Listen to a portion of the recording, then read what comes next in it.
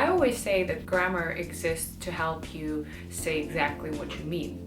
Some tenses may seem useless, but there's always time and place for them, I guarantee. So if you want your thoughts, your intentions, or emotions to be understood the right way, use the correct grammar. So today we'll talk about how to say when you are annoyed, when you are irritated, and you're not happy about something.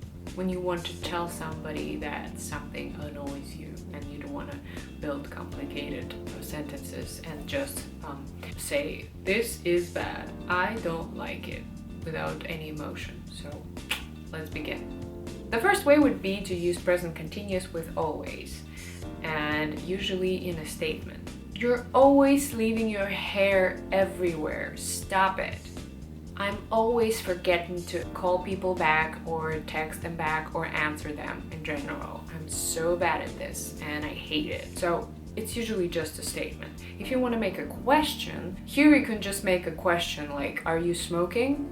Like, it will not have this negative effect. The person will not understand that you're annoyed. So to make them understand that you're annoyed, just add again at the end. Like, are you smoking again? Yeah, and it brings a bit of annoyance to your speech. The second way would be to use present perfect continuous. And it's usually a question. Have you been watching me undress again, you fucking perv? Stop it. Or, have you been smoking in the house? I told you I can stand the smell. Get out. But if you use it present perfect continuous in a statement, it can have just a little bit less of a negative meaning than present continuous. For example, I have been trying to teach my dog not to bark when somebody comes into a house, but I had no luck and it's getting on my nerves. Yeah, so it's a bit more chill than the question. So for a statement, it's better to use present continuous, and for a question, present perfect continuous.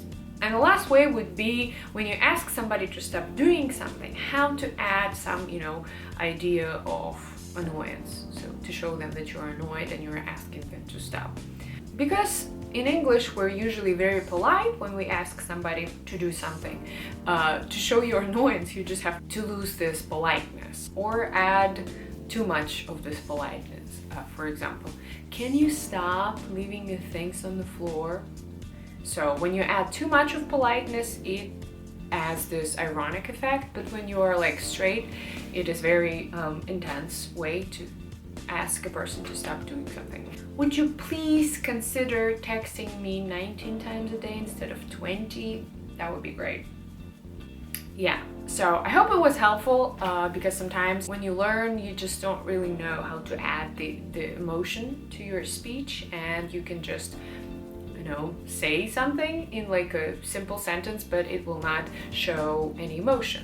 And I hope this helped you to understand how to show annoyance and irritation. And yeah, thank you for watching, and I will see you in my next video. Bye. Why hair is so problematic? I swear to God, one day I'm just gonna cut my hair off again, and but again, I'll have to style them. Like, I had short hair and it's still a nightmare. You cannot just roll out of bed and go. It's just buzz cut is the only answer.